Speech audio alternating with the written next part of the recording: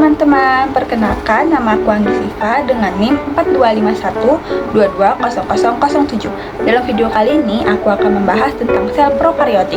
Jadi, apa sih itu sel prokariotik? Simak videonya teman-teman. Berikut ini adalah indikator hal-hal yang akan kita bahas dalam video kali ini. Materi pertama yang akan kita bahas yaitu apa itu sel prokariotik. Sel prokariotik berasal dari kata pro yang berarti sebelum dan karyon yang berarti inti sel.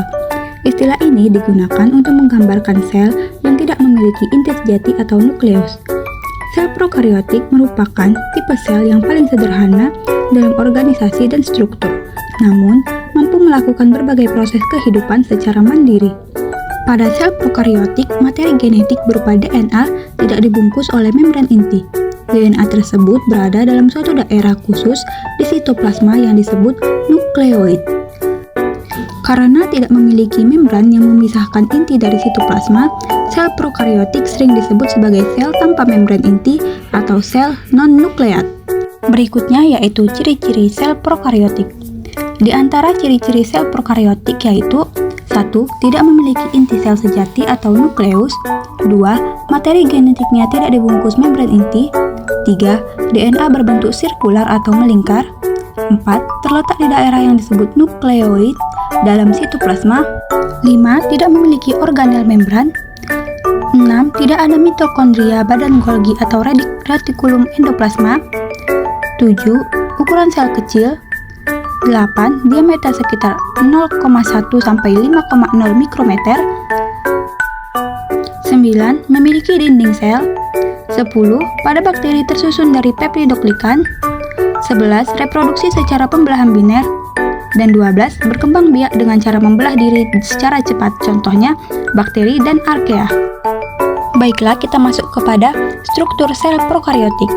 Struktur sel prokariotik terdiri dari yang pertama yaitu dinding sel, yang kedua membran plasma, yang ketiga ribosom, yang keempat nukleolit, yang kelima ada flagella, yang keenam pili atau fimbriae, yang ketujuh endospora, dan yang kedelapan yaitu kapsul.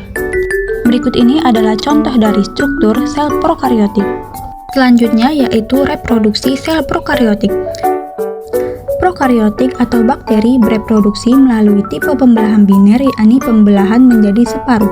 Sebagian besar gen bakteri terdapat pada kromosom tunggal yang terdiri atas DNA sirkuler dan protein.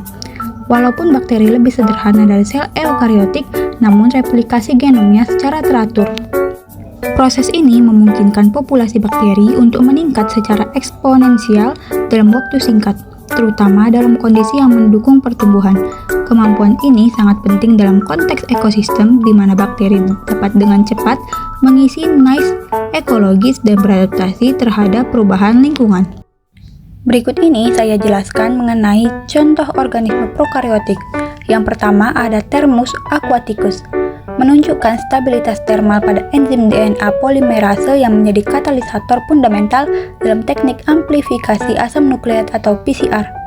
Yang kedua ada Halobacterium salinarium, representasi alkali halofilik yang mengintegrasikan mekanisme osmoregulasi kompleks untuk proliferasi pada salinitas saturasi.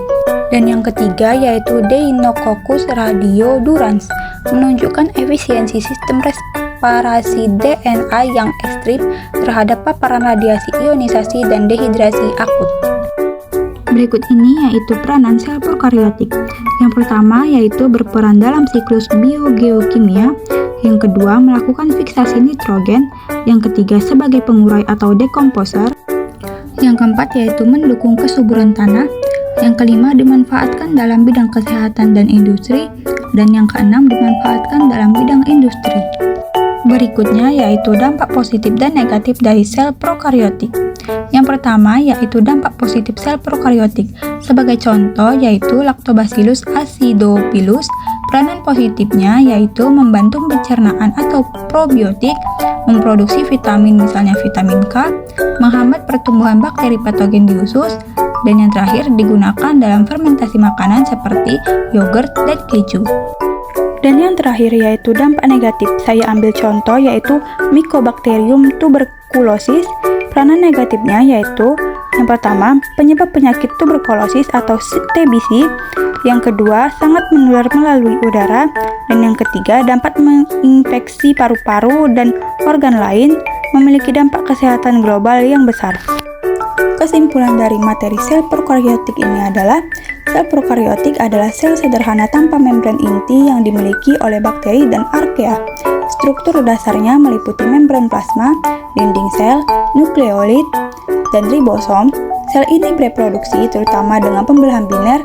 Prokaryotik berperan penting dalam pencernaan, penguraian, pertanian, dan industri. Namun, sebagian dapat menyebabkan penyakit dan kerusakan makanan.